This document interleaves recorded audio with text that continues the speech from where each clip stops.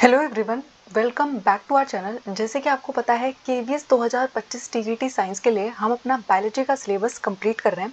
अगर आप KVS TGT science biology का सिलेबस देखोगे तो आपको ये टॉपिक्स दिखाई देंगे, जिसमें से हम सेल का टॉपिक कंप्लीट कर चुके हैं, टिश्यू कंप्लीट कर चुके हैं, लाइफ प्रोसेस कंप्लीट कर चुके हैं, कंट्रोल एंड कोऑर्डिनेशन कंप्लीट कर चुके हैं, रिप्रोडक्शन क्लास 12 के रिप्रोडक्शन यूनिट से भी कंप्लीट कर चुके हैं। आज हम स्टार्ट करेंगे अपना नेक्स्ट टॉपिक जो है हेरिडिटी एंड इवोल्यूशन। तो आप हेरिडिटी एंड इवोल्यूशन में आपको क्या क्या पढ़ना है, हेरिडिटी के बारे में पढ़ना है, मेंडल के कंट्रीब्यूशन के बारे में पढ़ना है, इनहेरिटेंस के लॉस पढ़ने हैं, सेक्स डिटर्मिनेशन पढ़ना है और इवोल्यूशन का भी ब्रीफ इंट्रोडक्शन पढ़ना है।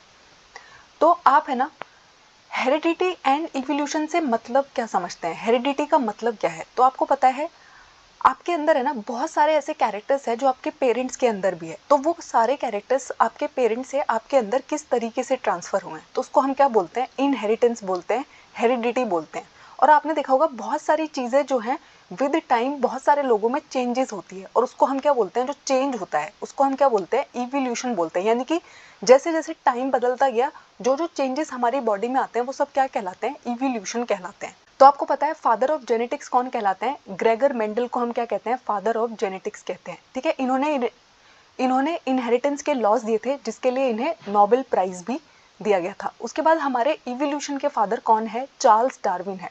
तो आपको पता है चार्ल्स डार्विन एक आइलैंड पे गए थे, गैलापागोस आइलैंड था, वहां पर इन्होंने इवोल्यूशन के बारे में जो स्टडी की उसके वजह से उन्हें क्या कहा जाता है, फादर ऑफ इवोल्यूशन कहा जाता है। तो आपको पता है sexual reproduction and asexual reproduction में ज़्यादा फेवर हम किसको करते हैं, सेक्सुअल रिप्रोडक्शन को करते हैं। अब हम सेक्सुअल रिप्रोडक्शन को ज़्यादा बेटर क्यों मानते हैं, क्योंकि हमने देखा है कि सेक्सुअल रिप्रोडक्शन के अंदर आपको क्या देखने को मिलती है, वेरिएशन देखने को मिलते हैं। आप अपने पेरेंट्स की एग्जैक्ट कॉपीज़ नहीं है, ठीक है, आप उनसे बहुत सारी चीज़ें मैच करती है और बहुत सारे डिफरेंस है, बहुत सारी वेरिएशंस आपके अंदर देखने को मिलती है। तो ऐसा क्यों पॉसिबल हो पाता है, सेक्सुअल रिप्रोडक्शन के अंदर क्या आती है, वेरिएशंस आती है। ठीक है, उसके अलावा अगर आप बैक्टीरिया को देखोगे तो बैक्टीरिया के अंदर है ना बहुत ही माइनर डिफरेंसेस आते हैं, और लेकिन यहाँ पर सेक्सुअल रिप्रोडक्शन नहीं हो रहा होता। और ये जो माइनर डिफरेंसेस आपको दिख रहे हैं ना, यानी कि देखो सबसे पहले आपको जो आपको जो ब्लू वाला पेरेंट दिखाई दे रहा है, उनके जो दो बच्चे हुए हैं उनमें थोड़े थोड़े आपको चेंजेस दिखाई दे रहे हैं जो डिफरेंट डिफरेंट कलर से दिखाए गए हैं। उसके बाद इनके जो बच्चे हुए हैं उनमें भी कुछ कुछ डिफरेंस आपको दिखाई दे रहा है। तो ये कौन है, बैक्टीरिया है। तो बैक्टीरिया के अंदर जो ये माइनर डिफरेंसेस आ रहे हैं ये सेक्सुअल रिप्रोडक्शन की वजह से नहीं आ रहे, क्योंकि जब इनके अंदर डीएनए की कॉपी हो रही थी उसमें जो छोटी छोटी गलतियां हो गई है, स्मॉल इनएक्यूरेसीज हो गई हैं, उसकी वजह से इनके अंदर ये चेंज देखने को मिलता है। ठीक है, तो बैक्टीरिया के अंदर जो चेंजेस होते हैं वो किसकी वजह से होते हैं, स्मॉल इनएक्यूरेसीज की वजह से। अब हम देखते हैं इनहेरिटेंस हम किसको कहते हैं। तो जब हमारे जो ट्रेट्स है वो अगर एक जनरेशन से दूसरी जनरेशन तक ट्रांसफर हो रहे हैं, इसको हम क्या कहते हैं, इनहेरिटेंस कहते हैं। जैसे कि अगर आपके पापा की आंखों का कलर ब्लैक था और आपकी आंखों का कलर भी ब्लैक है, या फिर आपके घर में किसी की आंखों का कलर ग्रीन था और आपकी आंखों का कलर भी ग्रीन है, तो ये किसकी वजह से पॉसिबल है, इनहेरिटेंस की वजह से पॉसिबल है। ठीक है, अब इनहेरिटेड ट्रेट्स क्या होते हैं और एक्वायर्ड ट्रेट्स क्या होते हैं। तो ऐसे ट्रेट जो पेरेंट से ऑफस्प्रिंग के अंदर ट्रांसफर होते हैं, किसकी मदद से, जीन की मदद से, डीएनए की मदद से, उसको हम क्या कहते हैं, इनहेरिटेड ट्रेट्स कहते हैं। जैसे कि कभी कभी आपने देखा होगा कि आपकी मम्मी के बाल बहुत सुंदर है और आपके बालों की क्वालिटी भी बहुत अच्छी है, आपकी मम्मी की जो स्किन कलर है वो और आपके जो स्किन कलर है वो एकदम मैच करते हैं, तो वो किसकी वजह से है, क्योंकि वो किस तरीके का ट्रेट है, इनहेरिटेड ट्रेट है। ठीक है, उसके बाद आते हैं हमारे एक्वायर्ड ट्रेट्स। तो एक्वायर्ड ट्रेट्स का मतलब होता है जब आपकी लाइफ चल रही है उस दौरान बहुत सारे ऐसे ट्रेट्स होते हैं जो आपने सीखे हैं। ठीक है, हो सकता है आपके पापा को बिल्कुल अच्छा खाना बनाना नहीं आता था लेकिन आप बहुत अच्छा खाना बनाते हो। ठीक है, आपके घर में किसी को गिटार बजाना नहीं आता था लेकिन आप बहुत अच्छा गिटार बजाते हो। आपके घर में कोई सिंगर नहीं है लेकिन आप बहुत अच्छी सिंगिंग करते हो, क्योंकि ये कैसा ट्रेट है, इनहेरिटेड ट्रेट नहीं है, एक्वायर्ड ट्रेट है जो आपने खुद से सीखा है। ठीक है, उसको हम क्या बोलते हैं, एक्वायर्ड ट्रेट बोलते हैं। उसके बाद आता है मेंडल। जो ग्रेगर मेंडल थे उन्होंने लॉ ऑफ इनहेरिटेंस बताया। तो उन्होंने बताया कि जो फादर और मदर है वो क्या करते हैं, हमारे अंदर जो जेनेटिक मटेरियल प्रेजेंट होता है, हमारे अंदर जो डीएनए प्रेजेंट होता है उसमें है ना इक्वल अमाउंट में हमारे दोनों पेरेंट्स का कंट्रीब्यूशन होता है। यानी कि हमारे बहुत सारे जीन्स, मतलब इक्वल नंबर ऑफ जीन्स हमारे मदर से आते हैं, इक्वल नंबर ऑफ जीन्स जो है वो हमारे फादर से आते हैं। ठीक है, यानी कि अगर मेरे अंदर जो मेरी बालों की क्वालिटी है वो कंप्लीटली मेरी मदर के ऊपर भी जा सकती है और फादर के ऊपर भी जा सकती है, ठीक है। दो वर्जन प्रेजेंट होते हैं, दो एलील्स प्रेजेंट होती है, लेकिन एक्सप्रेस कोई एक ही कर पाती है, ठीक है। अब एक्सप्रेस कोई एक ही क्यों करती है, क्योंकि ऐसा तो नहीं होता कि आपके बालों का कलर मम्मी जैसा भी है और पापा जैसा भी है, या तो मम्मी पे गया होगा या तो पापा पे गया होगा, किसी एक पे गया होगा, लेकिन चांसेस दोनों के थे, यानी कि मम्मी पे भी जा सकता था, पापा पे भी जा सकता था, किसी एक पे क्यों गया उसको हम आगे समझने की कोशिश करेंगे, लेकिन कंट्रीब्यूशन दोनों का होता है। अब देखो, जो फादर ऑफ जेनेटिक्स हैं हमारे ग्रेगर मेंडल है, उन्होंने क्या किया था, उन्होंने पी प्लांट के ऊपर ये सारे के सारे एक्सपेरिमेंट किए थे। तो पी प्लांट का साइंटिफिक नेम क्या होता है, पाइजम सेटिवम होता है, और उन्होंने 7 डिफरेंट कंट्रास्टिंग कैरेक्टर्स लिए थे, ठीक है। तो उन्होंने जब F1 जनरेशन में उनको क्रॉस किया, उन्होंने क्या किया, एक टॉल प्लांट लिया, ठीक है, उसको एक शॉर्ट प्लांट से क्रॉस कराया। तो टी जो है वो टॉल प्लांट को डिनोट कर रहा है, स्मॉल टी जो है वो स्मॉल प्लांट को डिनोट कर रहा है। अब उनका जो बच्चा पैदा हुआ, ठीक है, जो पी प्लांट का कैरेक्टर एक्सप्रेस हुआ पहली जनरेशन में F1 जनरेशन में, वो क्या हुआ, ऑल टॉल ऑफरिंग देखने को मिले, यानी कि जो जितने भी टॉल को आपने स्मॉल से जब क्रॉस कराया तो आपको जो प्लांट्स मिले वो सारे के सारे क्या थे, टॉल मिले, ठीक है। ये तो थी F1 जनरेशन की बात। फिर F2 जनरेशन में दोबारा ऐसे किया गया तो आपको क्या देखने को मिला, 3 आपको टॉल प्लांट देखने को मिले और एक शॉर्ट प्लांट देखने को मिला, ठीक है। तो उन्होंने देखा कि जो टॉलनेस का ट्रेट है और शॉर्टनेस का ट्रेट है वो दोनों के दोनों F1 प्लांट के अंदर प्रेजेंट थे, तभी तो शॉर्टनेस भी एक्सप्रेस हो पाई F2 जनरेशन में। मतलब क्या है, जो आपका ट्रेट है, चाहे वो टॉलनेस है, शॉर्टनेस है, उसके लिए दोनों की दोनों जो कॉपी है वो इनहेरिटेड होती है किसके अंदर, सेक्सुअली रिप्रोड्यूसिंग ऑर्गेनिज्म के अंदर। यानी कि जो आपके बालों का कलर है, सोचो आपकी जो मम्मी है उनके बाल जो है वो ब्लैक है, आपके पापा के जो बाल है वो ब्राउन है, ठीक है, और आपके बाल ब्लैक है। तो इसका मतलब ये नहीं है कि आपके पास से ब्लैक कलर जो है वो इनहेरिट होके आया, आपके पास ब्राउन भी आया होगा, आपके बच्चों में वो जाके एक्सप्रेस हो सकता है, ठीक है।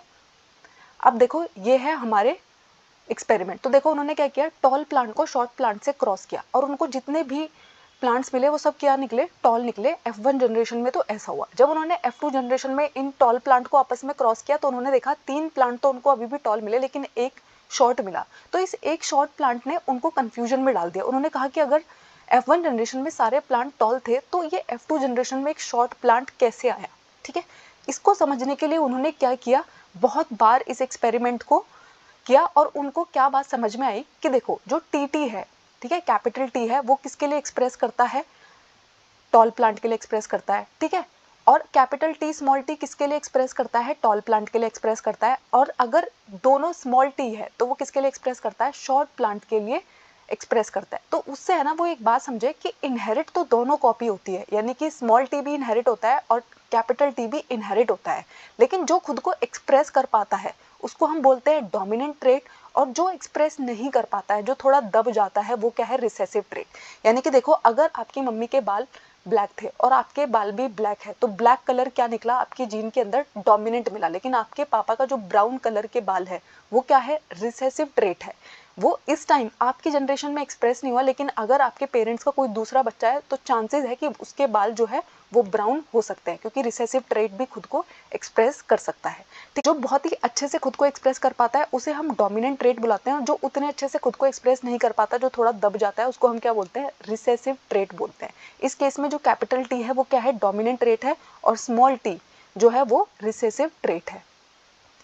अब जो है आपको पता है आपके अंदर जो भी सारी चीज़ें ट्रांसफ़र होती है वो किसकी मदद से होता है। जैसे कभी कभी आपको देखे कोई बोलता होगा, अरे आपकी जीन्स ना बहुत सुंदर है, तो जीन्स का मतलब है कि आपके जो लुक है वो किसकी वजह से आया, आपके फैमिली की वजह से आया। तो आपने बोला कि अरे मेरे जीन्स इतने अच्छे हैं, तो जीन्स अच्छे का मतलब ये है कि आपकी जो फैमिली है उसकी वजह से जो आप ब्यूटी इनहेरिटेंस कर रहे हो, ठीक है। तो जीन हम किसको बोलते हैं, हमारे डीएनए का जो फंक्शनल पार्ट होता है, जो प्रोटीन को कोड करेगा, जो आपको बनाने में हेल्प करेगा, उसको हम क्या बुलाते हैं, जीन बुलाते हैं, ठीक है। डीएनए का फुल फॉर्म क्या होता है, डीऑक्सीराइब न्यूक्लिक एसिड, ठीक है। तो सेलुलर डीएनए के अंदर वो सारे इंफॉर्मेशन प्रेजेंट होती है जो प्रोटीन बनाने के लिए, हमारी सेल के अंदर जितने भी प्रोटीन्स बनते हैं उसके लिए जो इन्फॉर्मेशन चाहिए होती है वो कहाँ पर प्रेजेंट होती है, हमारे डीएनए के अंदर प्रेजेंट होती है, ठीक है। अब डीएनए क्या करता है, फिर खुद को एक्सप्रेस करता है और उससे क्या फॉर्म होता है, डीएनए से एमआरएनए बनता है और एमआरएनए से क्या बनते हैं, प्रोटीन बनते हैं, ठीक है। अब आपने बहुत बार है ना प्लांट्स को देखा होगा, ठीक है। तो कभी कभी प्लांट की जो ग्रोथ होती है वो किस पे डिपेंड करती है, हार्मोन्स के ऊपर डिपेंड करती है, ठीक है। प्लांट की हाइट जो है वो हार्मोन्स के ऊपर डिपेंड कर रही होती है, ठीक है। अब किस किस बात पे डिपेंड करेगी कि जो हार्मोन उसके लिए कोड कर रहा है उसकी एफिशिएंसी क्या है, यानी कि वो हार्मोन कितना एफिशिएंट है। उसके अलावा किस बात पे डिपेंड करेगी कि हार्मोन की क्वांटिटी क्या है, यानी कि लेस अमाउंट में प्रेजेंट है, मोर अमाउंट में प्रेजेंट है, इस बात पे डिपेंड करेगा। अगर लेस है तो क्या होगा, प्लांट जो है वो शॉर्ट रह सकता है। अगर अच्छी क्वांटिटी में प्रेजेंट था तो प्लांट क्या होगा, टॉल होगा, ठीक है। तो जीन्स जो है वो क्या कंट्रोल करती है, आपके ट्रेट को कंट्रोल करने का काम करती है, आपके कैरेक्टरिस्टिक को कंट्रोल करने का काम करती है, ठीक है। उसके बाद आपकी जो भी सेल्स है उनके अंदर है ना क्रोमोसोम की एक कॉपी प्रेजेंट होती है, यानी कि एक जो है वो हमारे पापा से आता है, एक जो है वो हमारी मम्मी से आता है, ठीक है। और हर एक जर्म सेल के पास क्या प्रेजेंट होता है, क्रोमोसोम का पेयर प्रेजेंट होता है, चाहे वो मैटरनल हो चाहे वो पैटर्नल हो, यानी कि एक पापा से आएगा एक मम्मा से आएगा। अब जो क्रोमोसोम नंबर है वो हमारी बॉडी के अंदर मेंटेन रहता है। तो आपको पता है जब आपकी बात हो रही है, किसी ऑर्गेनिज्म की बात हो रही होती है, मोस्टली हम यहाँ पर बात कर रहे हैं ह्यूमंस की, तो ह्यूमंस के अंदर क्रोमोसोम का नंबर कितना होता है, 46 होता है। 23 पेयर्स प्रेजेंट होता है, टोटल नंबर ऑफ क्रोमोसोम जो है 46 है। 46 ही पापा के अंदर है, 46 ही मदर के अंदर है, और बच्चे के अंदर भी 46 रहने हैं। अब सोचो पापा से 46 आए, मम्मी से 46 आए, तो बच्चे के अंदर फिर भी 46 ही कैसे है। तो उनको है ना रिड्यूस किया जाता है। आपको पता है जो स्पर्म आता है और एग आता है, ठीक है, वो क्या होता है, डिप्लॉयड नहीं होते नेचर में, हैप्लॉयड होते हैं, ठीक है। उनको हैप्लॉयड किसकी मदद से बनाया जाता है, रिडक्शन डिवीजन की मदद से किया जाता है, मियोसिस टेक प्लेस करता है, ठीक है। तो मियोसिस क्या करता है, 46 जो नंबर था उसको रिड्यूस करके कितना कर देता है, 23 कर देता है स्पर्म के अंदर, 23 कर देता है हमारे एग के अंदर। और इसलिए जो हम है ह्यूमंस है जो उस एग और स्पर्म से मिलके बनेंगे, उसके अंदर कितने नंबर ऑफ क्रोमोसोम प्रेजेंट होंगे, 46 ही प्रेजेंट होंगे, ठीक है। क्रोमोसोम का नंबर मेंटेन रखा जा सके, तो क्रोमोसोम का नंबर मेंटेन रखने में हमारी हेल्प कौन करता है, मियोसिस रिएक्शन, मियोसिस डिवीजन करती है, ठीक है। तो आपको पता है दो टाइप की डिवीजन हम पढ़ते हैं, एक होती है माइटोसिस और एक होती है मियोसिस। तो माइटोसिस जो है वो सेल का नंबर इंक्रीज करने में हेल्प करती है, और जो हमारा मियोसिस है वो क्या करता है, रिडक्शनल डिवीजन है वो क्या करता है, डिप्लॉयड को हैप्लॉयड में कन्वर्ट करने में हमारी हेल्प करता है, क्रोमोसोम के नंबर को रिड्यूस करने में हमारी हेल्प करता है। उसके बाद आता है सेक्स डिटर्मिनेशन। तो सेक्स डिटर्मिनेशन का मतलब होता है कि कैसे कैसे डिसाइड होता है कि जो बेबी पैदा होने वाला है वो मेल होगा कि फीमेल होगा। तो कुछ एनिमल्स के अंदर ये फैक्टर किस पे डिपेंड करता है, टेम्परेचर के ऊपर डिपेंड करता है, यानी कि एग्स जो है वो किस टेम्परेचर पे हैच हुए हैं, ठीक है। तो उस टेम्परेचर के ऊपर ये डिसाइड होगा कि जो प्रोड्यूस होने वाला है वो मेल होगा कि फीमेल होगा। बहुत सारे एनिमल्स के अंदर ऐसा देखने को मिलता है। फिर कुछ हमारे एनिमल्स होते हैं जैसे कि हमारी स्नेल्स होती है, उनके अंदर क्या होता है, वो है ना खुद चेंज कर सकते हैं, यानी कि उनके अंदर ये चीज़ जेनेटिकली डिटरमाइन नहीं होती। स्नेल का मन क्या मेल बनना है उसको तो वो मेल बन सकती है, किसी स्नेल का मन क्या कि वो फीमेल में कन्वर्ट होना चाहती है तो वो फीमेल में रह सकती है, ठीक है। यहाँ पर है ना इंडिविजुअल्स खुद डिसाइड करते हैं कि उनका सेक्स क्या होने वाला है, जेनेटिकली डिटरमाइन नहीं है। लेकिन आपको पता है ह्यूमंस के अंदर ऐसा नहीं होता है, ह्यूमंस के अंदर सेक्स डिटर्मिनेशन का एक पर्टिकुलर पैटर्न प्रेजेंट है। तो मैंने आपको थोड़ी देर पहले बताया कि ह्यूमंस के अंदर 23 पेयर्स ऑफ क्रोमोसोम्स प्रेजेंट है, यानी कि टोटल 46 क्रोमोसोम प्रेजेंट है मेरी बॉडी में, आपकी बॉडी में, ठीक है। इनमें से जो 22 पेयर्स होते हैं वो तो ऑटोसोम क्रोमोसोम के होते हैं, और एक पेयर होता है सेक्स क्रोमोसोम का, और यही हमारे सेक्स डिटर्मिनेशन को डिसाइड करता है। तो अगर कभी भी आप वुमेन की बात कर रहे हैं तो उसके पास है ना perfect pair of sex chromosome होता है, यानी कि उसके पास है ना 2 एक्स क्रोमोसोम प्रेजेंट होते हैं जो शेप में एकदम सिमिलर होते हैं। यानी कि फीमेल की बॉडी में हमेशा क्या प्रेजेंट होगा, एक्स क्रोमोसोम का पेयर प्रेजेंट होगा। बट मैन के अंदर ऐसा नहीं होता, मैन के पास होता है मिसमैच पेयर। इसमें क्या होता है, एक नॉर्मल साइज एक्स क्रोमोसोम होता है और इससे छोटा एक वाई क्रोमोसोम होता है, ठीक है। तो जैसे कि सोचो फर्टिलाइजेशन होना है तो फीमेल ने क्या किया, एक्स क्रोमोसोम प्रोड्यूस किया, वो तो हर सिचुएशन में एक्स क्रोमोसोम ही प्रोड्यूस कर सकती है, और फादर की तरफ से भी क्या आया, एक्स क्रोमोसोम आया। तो जो बर्थ होगा वो किसका बर्थ होगा, गर्ल का जन्म होगा, ठीक है। उसके अलावा क्या हुआ, मदर ने है ना एक्स क्रोमोसोम रिलीज किया, क्योंकि वो तो हमेशा ही एक्स क्रोमोसोम रिलीज करने वाली है, और इस बार फादर से जो स्पर्म आया वो क्या था, वाई क्रोमोसोम का था, ठीक है। तो एक्स और वाई मिलके क्या कोड करते हैं, यहाँ पर कौन बनेगा, लड़का पैदा होगा, ठीक है।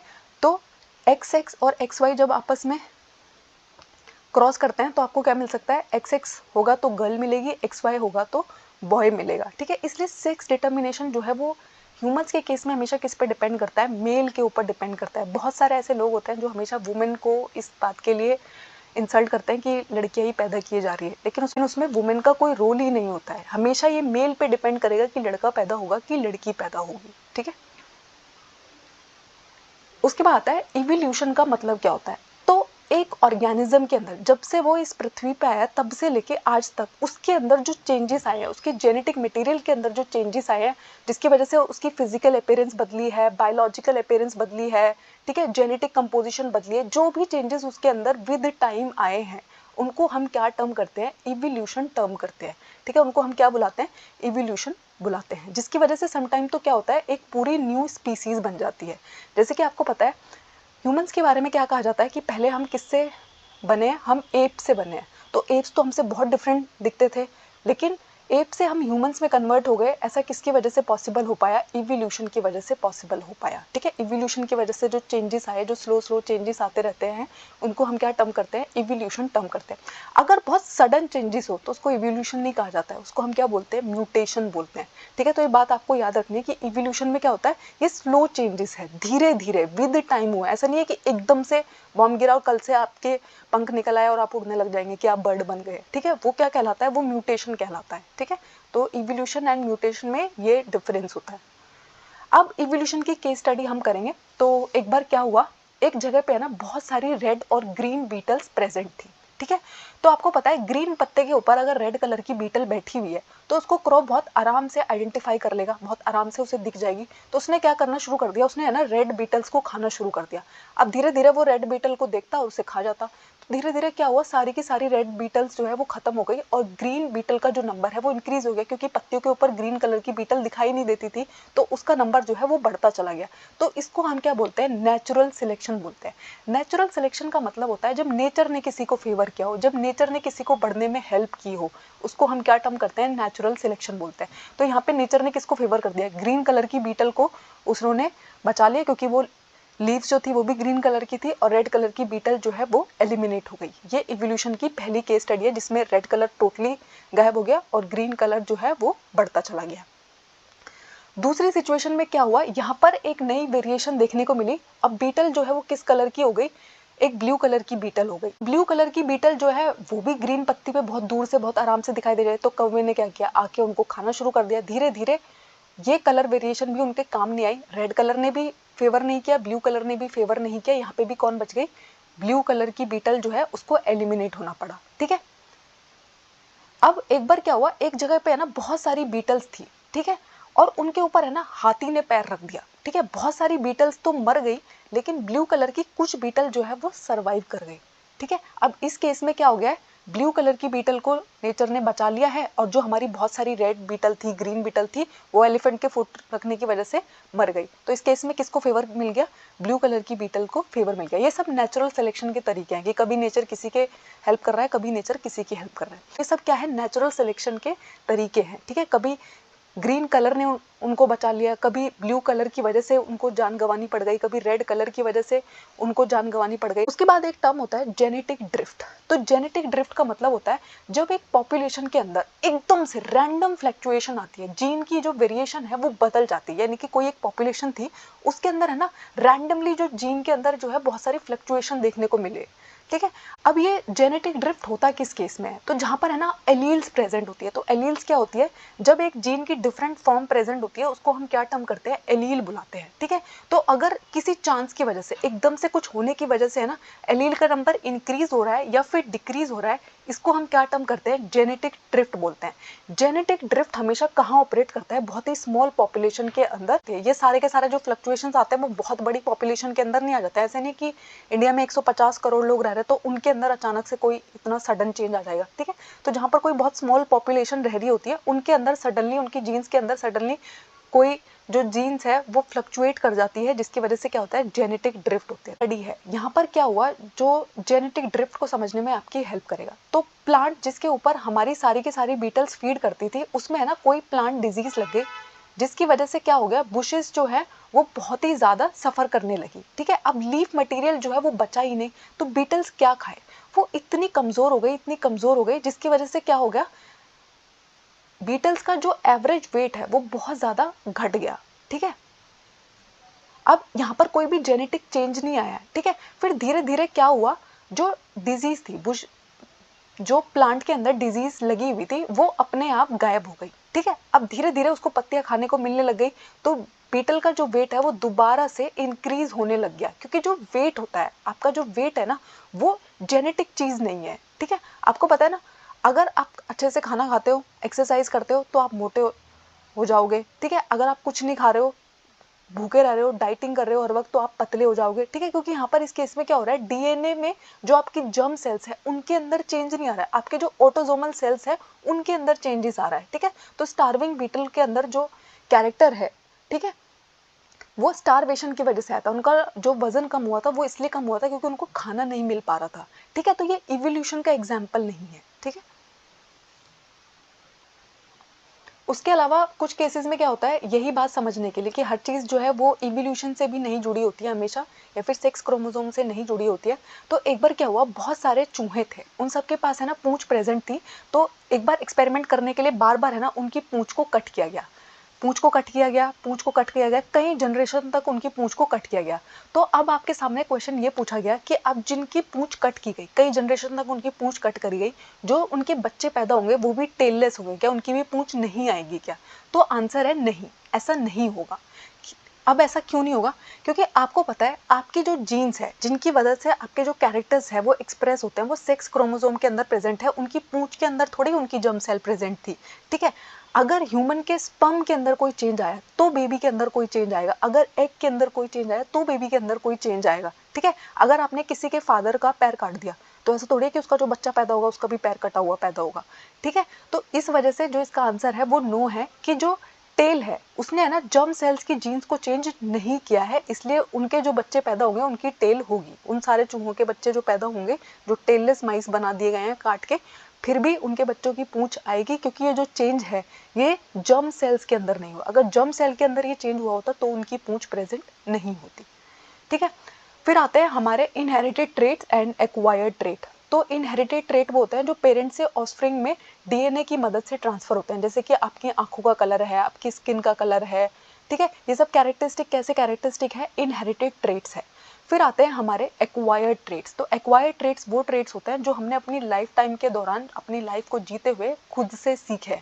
आपने गिटार बजाना सीखा, आपने कोई गेम खेलना सीखा, आपने क्रिकेट खेलना सीखा, ये सब किसके एग्जाम्पल है, एक्वायर्ड ट्रेट के एग्जाम्पल है। और जो हमारी इवोल्यूशन की थियरी है वो किसने दी है, चार्ल्स डार्विन ने दी है, इसलिए हम इनको क्या कहते हैं, फादर ऑफ इवोल्यूशन भी कहते हैं। अब देखो, जो नेचुरल सिलेक्शन और जेनेटिक ड्रिफ्ट है ये स्पीसीज के फॉर्मेशन में बहुत ही इंपॉर्टेंट रोल प्ले करते हैं। ठीक है, अब देखो कब है ना ग्रीन बीटल्स बढ़ जाएंगे, कब ऐसा होगा कि एकदम से किसी की प्रोजेनी गायब हो जाएगी, किसी की प्रोजेनी बढ़ जाएगी, सब में कौन हेल्प कर रहा है, नेचुरल सिलेक्शन हेल्प कर रहा है। एकदम से उनकी जीन्स के अंदर जो सडन चेंजेस आ रहे हैं, फ्लक्चुएशंस आ रहे हैं, जेनेटिक ड्रिफ्ट हेल्प कर रहा है। तो नई स्पीसीज का जो फॉर्मेशन होता है उसमें ये दोनों रोल जो है बहुत इंपॉर्टेंट है, इन दोनों का बहुत इंपॉर्टेंट रोल है। उसके बाद एक बहुत बड़ा क्वेश्चन हम सबके सामने है कि अर्थ पर है ना लाइफ स्टार्ट कैसे हुई थी। तो सबसे पहले एक साइंटिस्ट थे जिनका नाम था जेबीएस हल्डाने। तो ये एक ब्रिटिश साइंटिस्ट थे। इन्होंने क्या किया, इन्होंने ऐसा बोला 1929 में कि जो लाइफ है वो सिंपल इनऑर्गेनिक मॉलिक्यूल जो है, जो अर्थ पे उस टाइम प्रेजेंट थे, अर्थ की जो कंडीशन थी वहाँ पर जो सिंपल इनऑर्गेनिक मॉलिक्यूल्स प्रेजेंट थे, वो उसकी वजह से वो क्या बन गए होंगे, ऑर्गेनिक मॉलिक्यूल में कन्वर्ट हो गए होंगे, और इस तरीके से हमारे प्रिमिटिव ऑर्गेनिजम्स की लाइफ जो है वो स्टार्ट हुई होगी। ठीक है, यानी कि उन्होंने क्या बोला कि अर्थ जब एक आग का धधकता हुआ गोला थी, यहाँ पर बहुत सारे इनऑर्गेनिक केमिकल्स प्रेजेंट थे, धीरे धीरे उनके कॉम्प्लेक्स बने और किस में कन्वर्ट हो गए, वो ऑर्गेनिक फॉर्म में कन्वर्ट हो गए। ऑर्गेनिक फॉर्म का मतलब क्या है, आपकी बॉडी के अंदर जितने भी प्रोटीन्स है, जितने भी डीएनए है, वो सब क्या है, ऑर्गेनिक मॉलिक्यूल्स है। तो उन्होंने बोला इस तरीके से लाइफ स्टार्ट हुई होगी। किसने बोला ऐसा, जेबीएस हल्डाने ने बोला। लेकिन उन्होंने सिर्फ ये हाइपोथेसिस दिया, उन्होंने ये बात प्रपोज की, इसको एक्सपेरिमेंटली उन्होंने प्रूव नहीं की। लेकिन उसके बाद आए दो साइंटिस्ट जिनको हम बोलते हैं यूरे एंड मिलर। तो स्टेनली मिलर एंड हेरोल्ड यूरे ने क्या किया, जो हल्डाने ने बात कही थी उन्होंने सोचा कि इस पे है ना हम वर्क करके देखते हैं। उन्होंने इस पे वर्क करने के लिए क्या किया, उन्होंने फ्लास्क लिया, ठीक है, ग्लास फ्लास्क लिया लैब के अंदर, और उसके अंदर है ना इस तरीके का एटमॉस्फेयर जनरेट किया जैसा अर्थ पर था। यानी कि उन्होंने क्या किया, इसके अंदर बहुत सारे मॉलिक्यूल्स उन्होंने डाले, जैसे कि अमोनिया प्रेजेंट थी, मीथेन प्रेजेंट थी, हाइड्रोजन सल्फाइड प्रेजेंट थी। लेकिन आपको पता है जब लाइफ स्टार्ट हुई थी अर्थ पे, ठीक है, यानी कि उस वक्त है ना कोई ऑक्सीजन प्रेजेंट नहीं थी।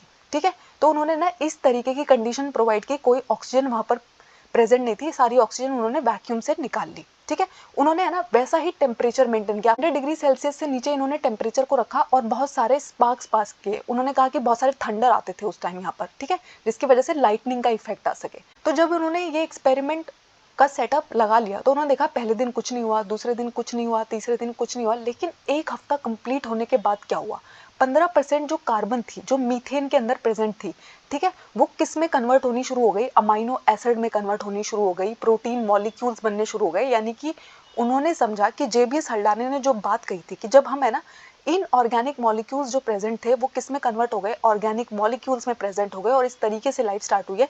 ये बात जेबीएस हल्डाने का जो हाइपोथेसिस था उसको एक्सपेरिमेंटली प्रूव करके किसने दिखाया, यूरे एंड मिलर ने, ठीक है। उसके बाद आते हैं होमोलोगस ऑर्गन हम किसको कहते हैं। तो ऐसे ऑर्गन्स जिनका अगर आप इंटरनल स्ट्रक्चर देखोगे, उनकी एनाटॉमी को अगर आप देखोगे तो वो बिल्कुल सिमिलर है, लेकिन जो वो काम करते हैं, जो फंक्शन वो परफॉर्म करते हैं वो बिल्कुल डिफरेंट है।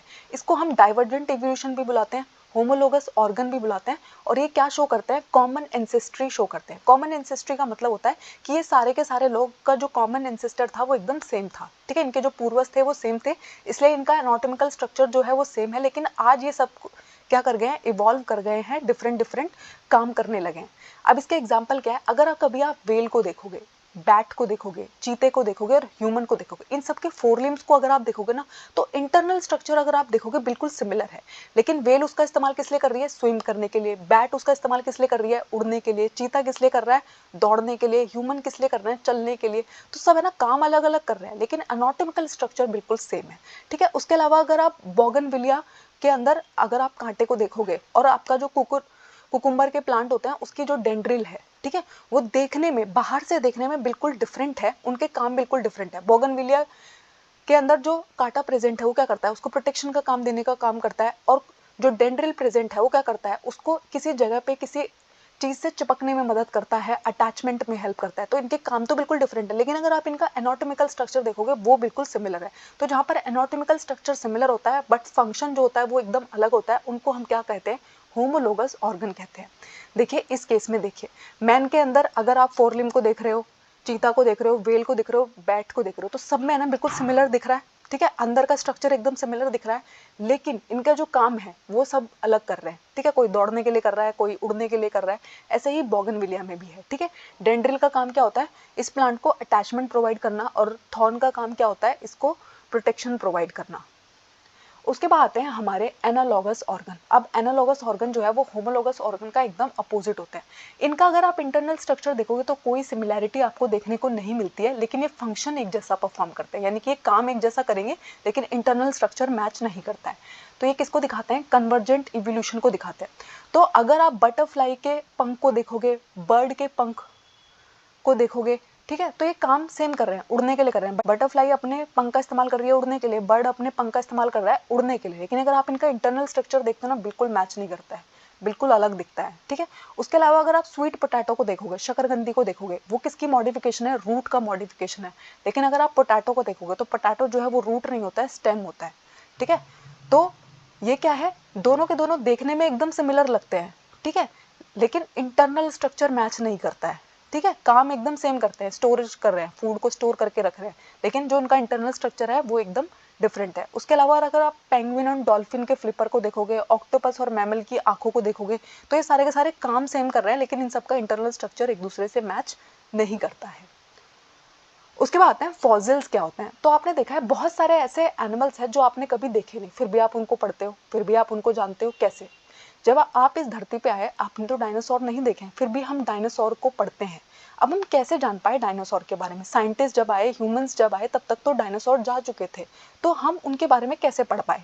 तो फॉसिल्स का मतलब होता है जो हमारे प्लांट्स और एनिमल्स हैं उनके जो रिमेन्स है, प्रिजर्व्ड रिमेन्स है, उनको हम क्या कहते हैं, फॉसिल्स कहते हैं। तो जैसे कि क्या हुआ, मान लो कोई डायनासोर मर गया, वो गिर गया होगा, उसके ऊपर फिर बहुत सारे पत्थर गिर गए, सालों तक वो दबा रहा।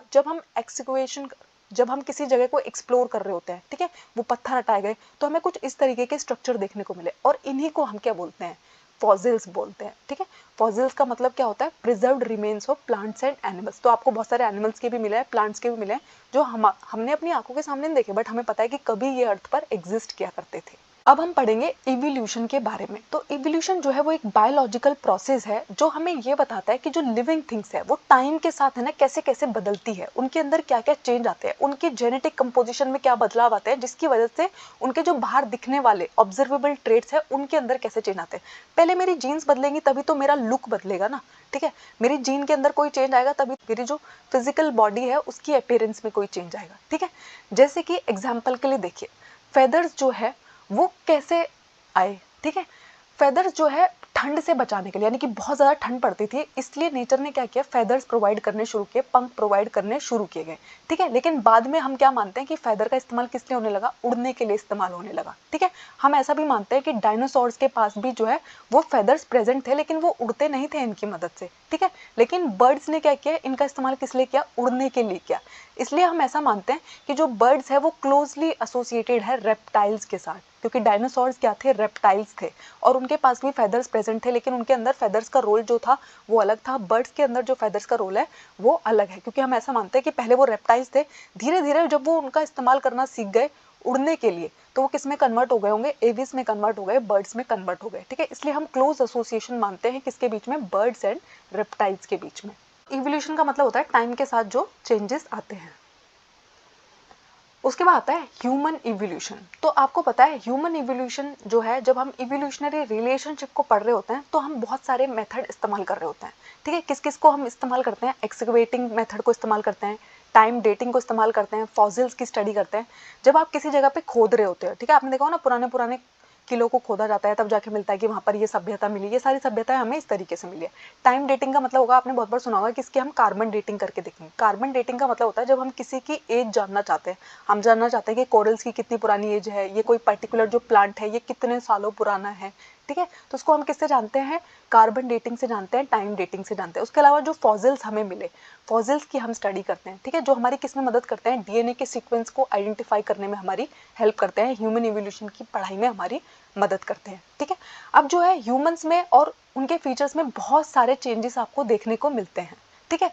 तो हमेशा जब ह्यूमंस की बात की जाती है तो उनको किस में डिवाइड किया जाता है, रेसेस में डिवाइड किया जाता है। स्किन कलर को जो है वो सबसे कॉमन बेसिस बनाया गया उनको आइडेंटिफाई करने का, यानी कि कुछ लोग जो है उनके स्किन कलर के बेसिस पे उन्हें येलो बोला जाता है, कुछ को हम ब्लैक बोलते हैं, कुछ को हम वाइट बोलते हैं, कुछ को हम ब्राउन बोलते हैं। तो देखो अफ्रीकन रीजन में जितने भी लोग हैं वो मोस्टली क्या दिखाई देते हैं, ब्लैक दिखाई देते हैं। चाइना के जो लोग हैं उनको हम मोस्टली क्या बुलाते हैं, येलो बुलाते हैं, ठीक है। और हमारे जो यूरोप में रहने वाले लोग हैं उनको हम क्या बुलाते हैं, व्हाइट बुलाते हैं, हमें क्या बुलाया जाता है, ब्राउन बुलाया जाता है, ठीक है। तो ये सब कुछ जो स्किन कलर को जब बेसिस माना गया तो इसको हम क्या बोलते हैं, रेसिस बोलते हैं। अब ऐसा माना जाता है कि सारे के सारे जो ह्यूमंस थे वो कहाँ से इवॉल्व हुए थे, सबके सब का इवोल्यूशन कहाँ से स्टार्ट हुआ था, अफ्रीका से स्टार्ट हुआ था। यानी कि ह्यूमन स्पीसीज का जो सबसे पुराना मेंबर आपको देखने को मिलेगा, जिसको हम होमो सेपियंस बोलते हैं, वो कहाँ पर इवॉल्व हुआ था, अफ्रीका में, ठीक है। और धीरे धीरे अफ्रीकन रूट से, यानी कि वो लोग कहाँ चले गए, अलग अलग जगह पे चले गए। कोई अफ्रीका से अमेरिका चला गया, कोई किसी कॉन्टिनेंट में चला गया, कोई किसी कॉन्टिनेंट में चला गया। इसलिए आज पूरे अर्थ पर ह्यूमंस जो है वो स्प्रेड करके, लेकिन अगर आप पूरा का पूरा स्टडी करके देखते हो, जेनेटिक फुटप्रिंट की स्टडी करते हो, तो आपको पता चलता है कि सबसे पहले जो होमो सेपियंस स्पीसीज थी वो कहाँ आइडेंटिफाई की गई थी, अफ्रीका में आइडेंटिफाई की गई थी। इसी के साथ हमारा ये चैप्टर कंप्लीट हो गया है। Thank you. आई होप इस टॉपिक में आपको कोई डाउट नहीं है। अगर कोई डाउट है तो मुझे कमेंट्स में ज़रूर बताइएगा। हमारे चैनल को लाइक कीजिएगा, शेयर कीजिएगा, सब्सक्राइब कीजिएगा।